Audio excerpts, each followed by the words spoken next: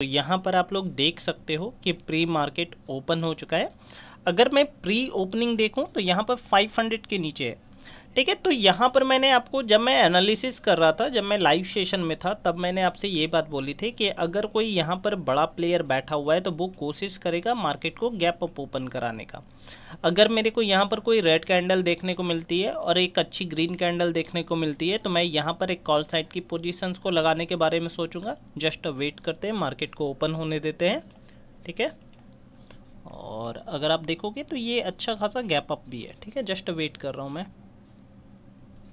ठीक है, यहाँ पर थोड़ा बहुत रिट्रेसमेंट मार्केट कर सकता है। ठीक है, अगर आप देखोगे तो यहाँ पर एक ग्रीन कैंडल आ रही है। जस्ट वेट करते हैं मार्केट को। यहाँ पर आप लोग देख सकते हो कि मार्केट ओपन हो चुका है। तो चलिए मैं यहाँ पर से अपनी पोजीशंस को लगाना स्टार्ट करता हूँ। अगर मैं यहाँ पर आपको दिखाने की कोशिश करूँ तो मार्केट 22,500 के ऊपर चल रहा है। और अगर मैं यहाँ पर भी आपको दिखाने की कोशिश करूँ तो मार्केट क्या करने की कोशिश कर रहा है, 50,500 के ऊपर यहाँ पर ट्रेड करने की कोशिश कर रहा है। जस्ट वेट करते हैं। देखो, अगर मार्केट में मेरे को यहाँ पर एक सेलिंग साइड की भी पोजीशन बनती है तो मार्केट पहले तो मेरे हिसाब से मार्केट इन बायर्स को, यहाँ पर जो रिटेलर बाय करके गए हैं उनको डराने को आना चाहिए, थोड़ा बहुत तो आना चाहिए मार्केट को। ठीक है, तो चलिए मैं यहाँ पर एक सेलिंग साइड की पोजीशंस को आइडेंटिफाई कर रहा हूँ। क्यों मैं कर रहा हूँ मैं आपको समझाता हूँ, जस्ट वेट कीजिएगा। तो यहाँ पर मैं अपनी पोजीशंस को ऐड करता हूँ। ठीक है, अब मैं आपको समझाता हूँ कि यहाँ पर मैं सेलिंग साइड की पोजीशंस को क्यों बना रहा हूँ। ठीक है, जस्ट वेट कीजिएगा। मैं बार बार वही चीज़ें आपको समझाता हूँ कि आप जस्ट प्रीवियस चार्ट को देख करके ही सिर्फ एसएल हंटिंग में ट्रेड नहीं लेते हो, बल्कि आप कैंडल्स के अकॉर्डिंग भी ट्रेड लेते हो।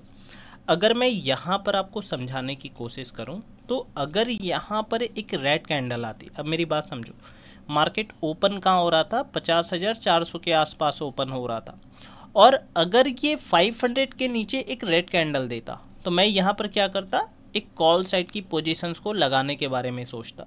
मगर मार्केट यहाँ पर क्या दिखाने की कोशिश कर रहा है, जस्ट मार्केट ने क्या किया है, एक ग्रीन कैंडल बनाया है, ये पूरी ग्रीन कैंडल आई है और 500 के ऊपर यहाँ पर सस्टेन करने की कोशिश कर रहा है।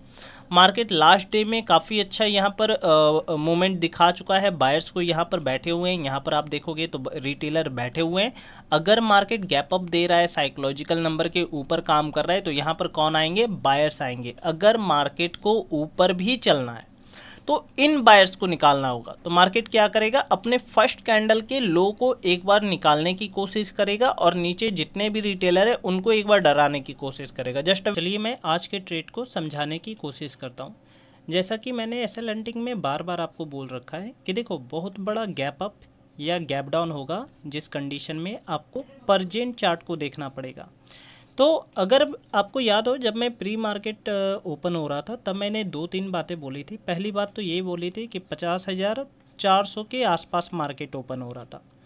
ठीक है, तो मैंने ये बात बोली थी कि अगर 50,500 जो एक साइकोलॉजिकल नंबर है, अगर इसके नीचे मार्केट एक रेड कैंडल बनाएगा तो मैं यहाँ पर क्या करूँगा, एक कॉल साइड की पोजीशंस को आइडेंटिफाई करूँगा। अगर मार्केट जस्ट इसके ऊपर निकलता है, यहाँ पर सस्टेन करने की कोशिश करता है, तो यहाँ पर मैं क्या करूँगा, सेलिंग डालने की कोशिश करूँगा। सेम अगर आप पूछोगे सर आप यहाँ पर से इनको क्यों टारगेट कर रहे हो, देखो मैं इनको टारगेट नहीं कर रहा हूँ।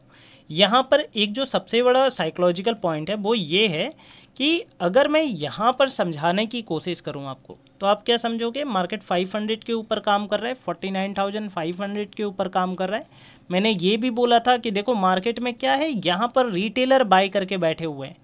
अगर मार्केट को ट्रेंड भी चेंज करना है, मान लो कि मार्केट डाउन ट्रेंड में चल रहा था 2-3 दिनों से और मार्केट को ट्रेंड भी चेंज करना है, तो वो पहले क्या करेगा, रिटेलर को निकालेगा।